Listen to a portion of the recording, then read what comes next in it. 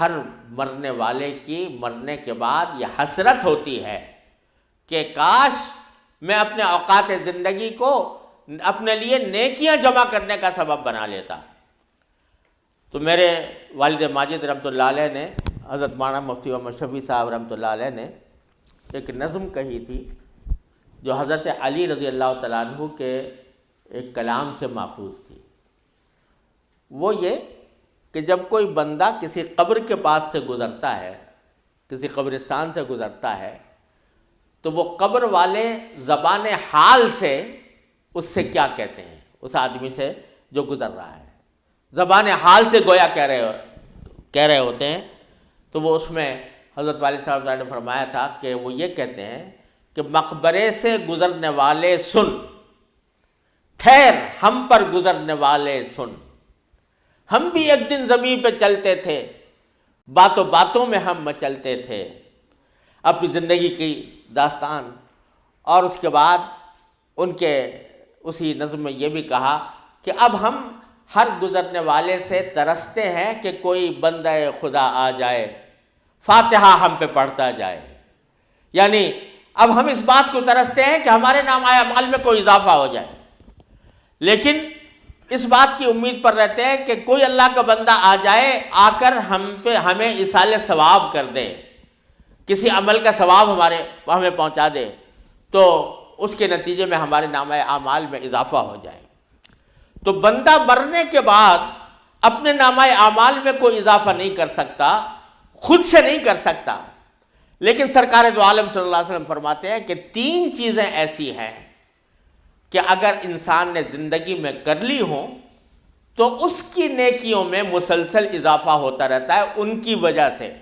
اس کے ثواب میں اضافہ ہوتا رہتا ہے، اس کے اعمال میں اضافہ ہوتا رہتا ہے۔ وہ 3 چیزیں کیا ہیں؟ فرمایا ایک صدقۃ جاریہ، کوئی صدقہ جاریہ کسی نے کوئی اپنی زندگی میں چھوڑ کر گیا، مثلا یہ کہ کسی نے مسجد تعمیر کر دی، کسی نے کوئی تعلیم گاہ بنا دی، کوئی ہسپتال بنا دیا، کوئی شفا خانہ بنا دیا، مسافروں کے واسطے کوئی مسافر خانہ بنا دیا، مسافروں کے واسطے کوئی کنواں کھود دیا، اسے پانی کا انتظام کر دیا، کوئی ایسا عمل کہ جس کا فائدہ اس کے مرنے کے بعد لوگ دیر تک اٹھاتے رہیں، تو جب تک اس سے فائدہ لوگ اٹھاتے رہیں گے اس کے نام اعمال میں اس کا اضافہ ہوتا رہے گا۔ فرض کیجئے کہ کسی نے مسجد بنوا دی، تو مسجد کے بننے کے نتیجے میں جب تک نمازی اس میں نماز پڑھیں گے ان کی نمازوں کا ثواب اس مسجد کے بنانے والے کو پہنچتا رہے گا۔ کسی نے کوئی تعلیمی ادارہ قائم کر دیا، جب تک لوگ اس میں تعلیم حاصل کریں گے اس کے مرنے اس شخص کو ان کا ثواب پہنچتا رہے گا۔ کسی نے کوئی ہسپتال کھول دیا جس میں مریضوں کا علاج مفت کیا جاتا ہے، تو جب تک اس میں مریض آتے رہیں گے ان کا علاج ہوتا رہے گا، بنانے والے کو مستقل اس کا ثواب ملتا رہے گا۔ یہ صدقہ جاریہ، وہ صدقہ جو جاری رہنے والا ہو، یعنی جس کا فائدہ مسلسل چلتا رہے، مدت دراز تک لوگ اس سے فائدہ اٹھاتے رہے۔ یہ صدقہ جاریہ اگر زندگی میں آدمی چھوڑ جائے تو پھر اس کا عمل مرنے کے بعد بھی جاری رہتا ہے، اس کے نامہ اعمال میں اس کی وجہ سے اضافہ ہوتا رہتا ہے۔ دوسرا فرمایا وَعِلْمٌ يُنْتَفَعُ بِهِ، اگر کسی نے کوئی علم کی بات اپنی زندگی میں چھوڑ دی، مثلا یہ کہ کوئی کتاب لکھ دی جس سے لوگ فائدہ اٹھا رہے ہیں، کوئی مضمون لکھ دیا جس سے لوگ فائدہ اٹھا رہے ہیں،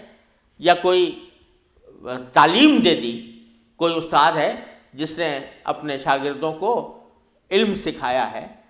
اور اس علم سے لوگ فائدہ اٹھا رہے ہیں، تو اس کا ثواب بھی